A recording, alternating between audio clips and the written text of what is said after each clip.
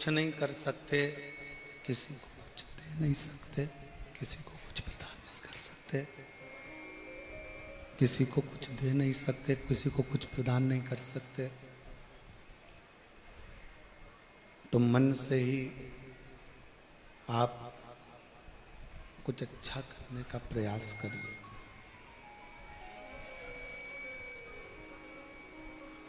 मन से ही कुछ श्रेष्ठ करने का प्रयास करें।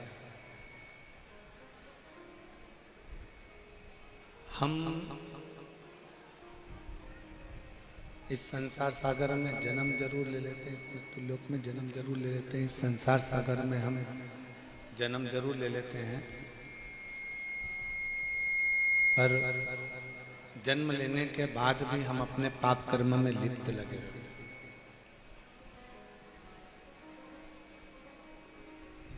जरूरी नहीं है कि शरीर के द्वारा ही पाप होता है।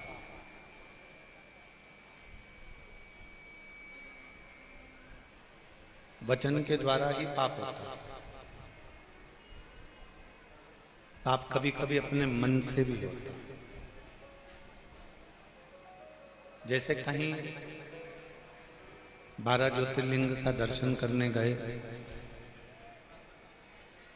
कहीं तीर्थ करने के लिए गए, दर्शन करने के लिए गए, पूजन करने के लिए गए, भगवान के भजन करने के लिए गए, और वहाँ पर भी हमने जाकर मन से कुछ गलत धारणा बना ली, कुछ गलत सोच लिया, कुछ गलत विचार कर लिया।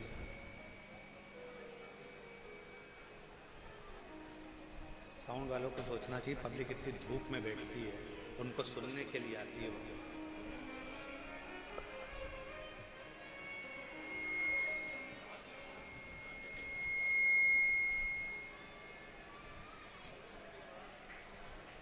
वचन, मन और कर्म,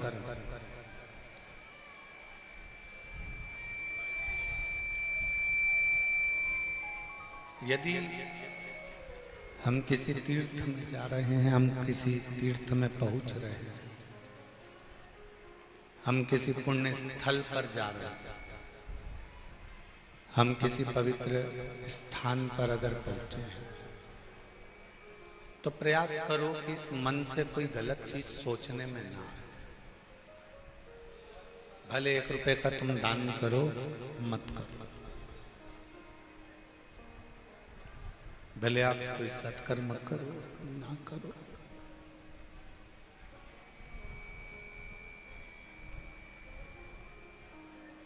किसी को भोजन कराओ, ना कराओ, किसी को पानी पिलाओ, ना पिलाओ, किसी को कुछ दो, ना दो, परंतु इतना याद रखो कि इस मन से,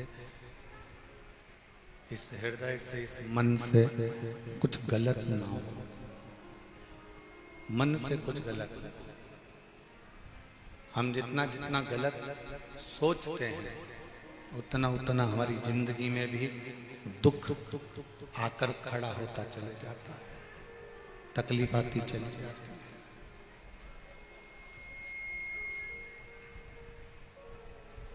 शिव कथा कर रही है, भगवान शंकर का चरित्र कर रहा है, शिव महापुराण की कथा कर रही है। एक मन से कोई पाप ना, दूसरा वचन से कोई पाप ना। ठीक है,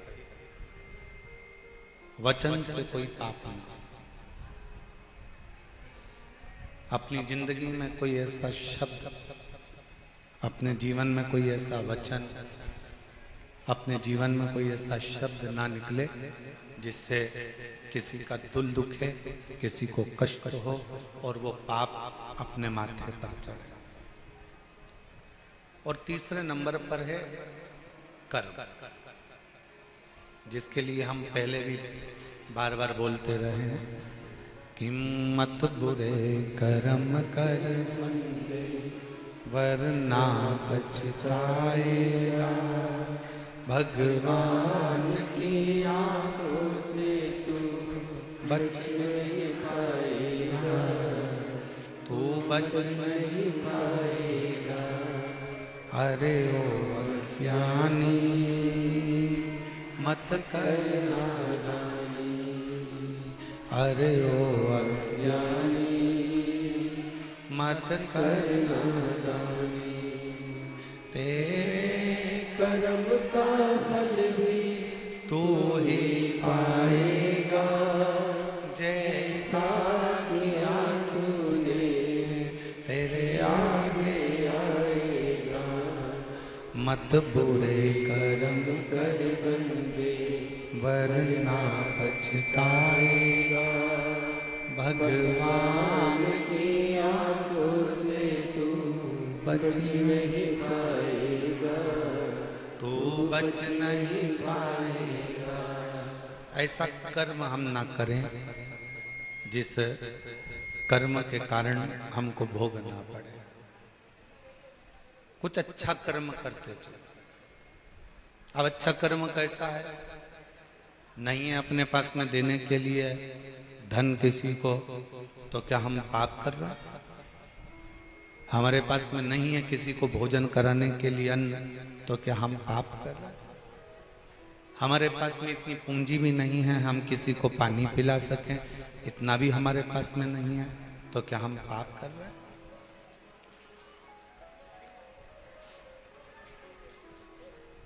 आपके पास में अन्न नहीं है देने के लिए, आपके पास में धन नहीं है देने के लिए, आपके पास में जल नहीं है देने के लिए, नहीं है ना, कोई बात नहीं।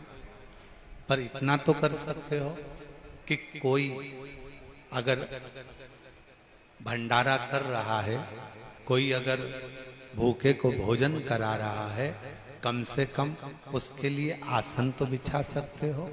आसन भी नहीं है तो अपने साड़ी के पल्लू से, अपने गमछे से जगह साफ तो कर सकते हो। इतना भी नहीं कर सकते तो भोजन कराने वाला व्यक्ति जब भोजन की बाल्टी लेकर चल रहा है, कम से कम आप उसको स्पर्श तो कर सकते हो, वो भी पुण्य तुम्हारे खाते में प्राप्त हो, वो पुण्य भी तुम्हारे खाते में आ सकता है।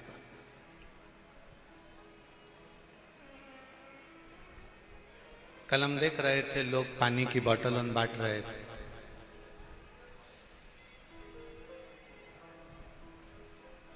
बोतल चलती वहां से,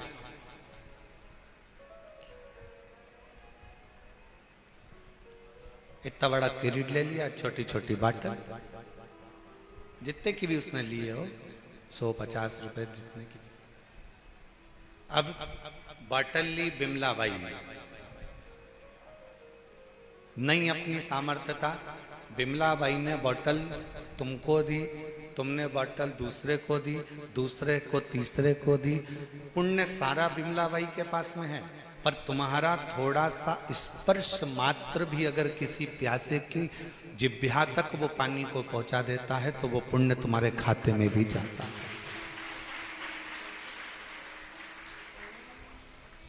वो पुण्य तुम्हारे खाते में चले जाता है।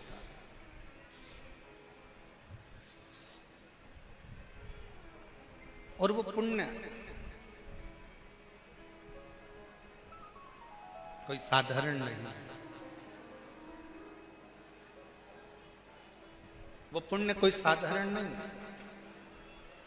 वो पुण्य। हम आप लोगों से एक बात कहें, कुबेरेश्वर धाम में आते हो ना, तो थोड़ी सेवा का क्रम धारण करा करो। कहीं कचरा पड़ा है उठाकर डस्टबिन में डाल दो। सुबह 10 बजे से भोजन भंडारा चालू होता है। आज भंडारा भोजन किया था, जम के तो बोलो, करा था। क्या क्या बना था? रोटी,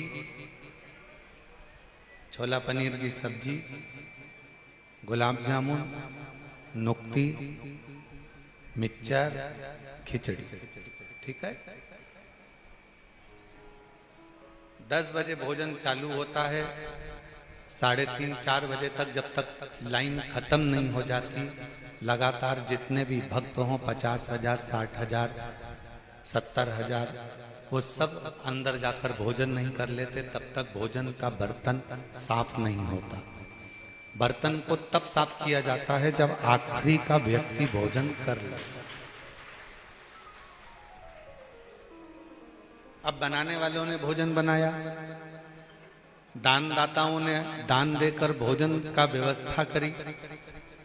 आप भोजन करने के लिए लाइन में गए हो, भरपेट पहले भोजन कर लो, फिर एक काम करो, आखिरी में बाल्टी उठाओ, फिर जितने लोग पंगत में भोजन कर रहे हो कम से कम कोई तो तुम्हारे हाथ से एक रोटी ले ही लेगा, दिल से उसको परसने का प्रयास करो। सेवा।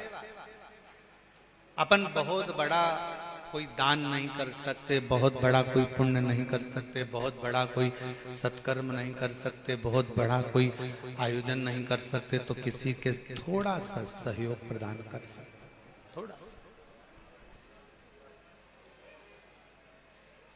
थोड़ा सा। और शिव कथा यही कहती है, मन से थोड़ा सा पुण्य करते चलो, वचन से थोड़ा सा पुण्य करते चलो, अच्छा बोलते चलो, और कर्म से थोड़ा पुण्य करते चलो, कर्म से। और थोड़ा सा भी पुण्य अगर हमारे कर्म से होगा उसका फल हमको अवश्य मिलेगा। एक बात बताओ, खेती किसी के यहाँ पर होगी, फसल कोई लगाता होगा, आपके बीच में ही कुछ लोग ऐसे होंगे जो फसल लगाते होंगे, खेती करते होंगे, गेहूं, सोयाबीन, कपास, कहीं धान, कोई ना कोई फसल का निर्माण करते होंगे। फसल बहुत सारी जब आ जाती है तो क्या पूरी की पूरी फसल घर में संभाल के रख लेते हो? नहीं। फसल जब ज्यादा हो जाती है तो उसको गल्ला मंडी में लेकर जाते हो, और मंडी में ले जाकर ट्रॉली को, बैलगाड़ी को उंडेल देते हो, उस फसल को वहां दे देते, उस फसल को आप वहां प्रदान कर देते।